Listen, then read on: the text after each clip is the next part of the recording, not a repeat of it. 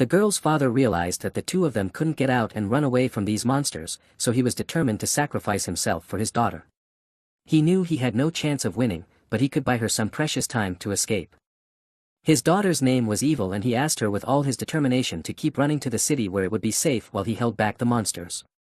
But Evil understood the lengths her father was going to for her and didn't want to leave him here to perish.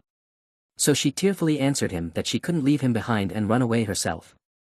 Her father insisted, and tried to persuade her. He asked her to obey him, for it was the only way for her to escape. And he had promised her mother before they parted that he would protect his daughter at all costs, and now it was time to pay that price. One of their pursuers, who was a ghost or a demon or some other monster, managed to prepare his spell, Ghost Fire, while the father was trying to convince his disobedient daughter to run away. However, the ghost didn't have time to use it, as the father had something to answer with a powerful shout that since Evil doesn't want to run away, then they should end it all quickly and use his strongest abilities to do so. He swung his huge sword with a wave of energy that went straight into the ghost's spell. Father put all his strength and desperation into this blow, hoping that he could change their situation. And it looked like he had succeeded, because his blow not only cut and destroyed the Ghost Fire, but also cut the ghost that had created the spell in half. It seemed that this was their chance to not only survive, but to win. After all, there were still only a few ghosts left to destroy. But with the ghosts falling down and being chopped in two, something was wrong, and some kind of blue smoke or energy was vaporizing off of them. It looked as if the ghost's body was just a vessel. Once it was destroyed, the contents spewed out. His destruction was noticed by the other ghost, who, although surprised by this turn of events, seemed to have a plan of action for such an eventuality. For the next moment he stretched out his arm in the direction of the falling remains, and they began to be drawn into him like a stream. And the remains were not just pulled into him, but turned him into a boiling and swelling mass, and it seems that even for the ghost this process was incredibly painful, and he let out a scream that was not understandable for mortals. When the scouring was complete, a monster with arms and legs of darkness and two masks on its head with a toothy mouth finally appeared. Evil at this time did not sit idly by and decided to go on the attack with her bow and arrows of energy. She answered her father that no matter what happened she would never leave him alone. Her skill was called Natural Arrow, and her arrow released from her bow in flight turned into several different arrows that flew towards the target on different trajectories.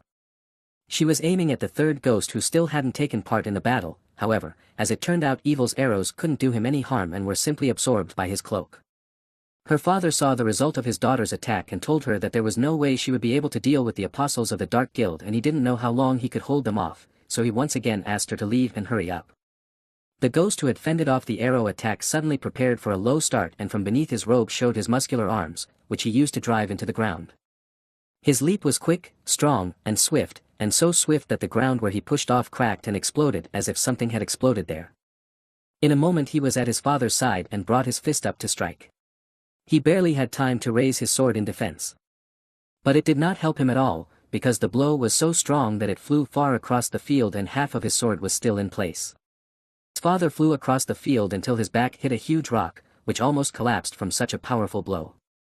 It was a very painful landing for the father, and he expectorated blood from the impact. Evil, seeing what happened to her father, cried out in horror. He was still clutching the broken sword in his hand, and despite his wounds told her not to worry about him and instead to get out of here faster. There was also something else going on with the ghosts. After the attack, the last ghost jumped on the two-headed monster. And they all started to melt together, about merging into one big ugly monster. Their combined monster was gigantic, and its arms burned with turquoise flames as it slowly approached the two fugitives with a roar that seemed to have no hope of escape. Evil supported her wounded father and looked up at the monster with horror. She assured her father that she would definitely come home with him, he just needed to hold on, but she didn't believe in her own words and just wanted to comfort her dying father. The monster was becoming more and more of an ugly boiling mass with each passing second as it let out horrifying screams and came closer and closer to its victims. Evil looked up in horror and realized that these were her last moments in life and was already ready to die. The monster raised his flaming hand above them for a blow and was about to finish what he had started as suddenly. You know what they say, for every big fish there's always a bigger fish, and that's what happened here. A colossal foot like a giant column collapsed on the monster and crushed it, leaving no trace of it. Evil and her father were showered with a stream of dust and small stones, but overall they were completely unharmed. However, she was surprised to see a colossal mammoth that was known as Lord Mammoth. He was so huge that his carcass covered the sun. And somewhere high up in the clouds on its head was an ancient temple. ruled by an immortal toad with scrolls scattered around him.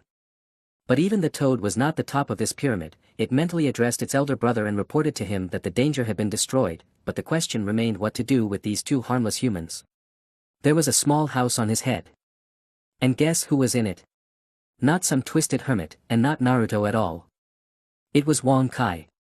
Turns out he was the one who was running this living pyramid, and he told the immortal toad that there was no need to harm these harmless humans, he would take them to his master to deal with them. Evil finally came to her senses. She thought she was having some kind of horrible nightmare because she jumped out of bed and shrieked, "Monster!" But when she opened her eyes and looked around, there was no monster and no one at all. She was alone in the middle of an unusual room. The first thing she thought about was where her father was and what a strange place this was. She didn't remember how she got here. However, she remembered something else and it terrified her. Her father was badly injured, and if he didn't get the treatment he needed in time he would surely die. She mentally asked him to hang in there. She immediately jumped out of bed and ran towards the exit of the house. She opened the door and saw her father and screamed, "Dad!" As it turned out, it was not at all what she expected to see, and a mixture of incomprehension and shame reflected on her face. Her father was the healthiest of the healthy and posed, showing off his muscles and pumped-up body in the morning sunlight. Li Ping was simply delighted and clapped his hands at this. And complimented him that he must have spent a lot of time practicing to look like that. He answered him that as a fitness warrior it was fundamental to him. Only Elizabeth stood aside and didn't seem to share their enthusiasm at all. Li Ping asked if it was really a warrior profession from another world, because it was so cool. Meanwhile, Wong Kai carelessly ran around his master's feet and was happy to please him. But his behavior infuriated Elizabeth, and when she had had enough she kicked the poor dog with force. And he galloped across the field like a pebble on water. Elizabeth had some very nice indoor slippers that did absolutely nothing to stop her from kicking the poor dog very hard. Then she walked up to the frightened dog and angrily asked, "Who told you to bring this riffraff back, you stupid dog?" Wong Kai was upset from such blows and complaints and trembled under Elizabeth's fierce gaze, like a real dog that had wronged its mistress. Li Ping still couldn't admire the warrior's muscles and even went over to touch them. After one touch, he howled in delight, noticing how strong his muscles were. The old warrior was flattered by such attention and admiration, and decided that since Mr. Li Ping liked his body, he would not hide it. And the next moment, he went into 100% battle soul burning mode and his muscles swelled even more, tearing his clothes. And now he was posing in just his underwear in front of Li, whose eyes were burning with excitement, and he was vigorously cheering the performance. Evil finally came to her senses after what she had seen and moved closer. She had one question for her father: what was he doing? He finally noticed her and asked in surprise, "Evil, you finally woke up." To himself he replied that he was just trying to please his saviors. Li, too, couldn't find a way to properly explain what they were doing here, though it was probably impossible in principle. However, the awkward situation, if I may say so, was saved by Elizabeth, who interrupted their conversation and told Evil that since she was awake, it was time for them to get out of here. And moving dangerously close to the frightened girl, she added that she was warning her. She demonstrated her superiority in all areas, if you know what I mean. And said she was the first to arrive, unmistakably implying that she would not tolerate competition. Li tried to ease the tension between the girls and intervened in their conversation. He told Evil that they rarely had guests over, so he invited them to go to the house and continue their conversation there. After inviting the guests into the house, he made them each a cup of tea and invited them to help themselves.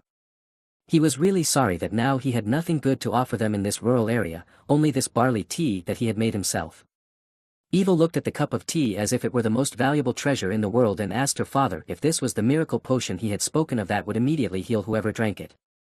Upon hearing her words, Li laughed awkwardly, assuring them that it was an exaggeration, and he then simply gave them some cold water from the well.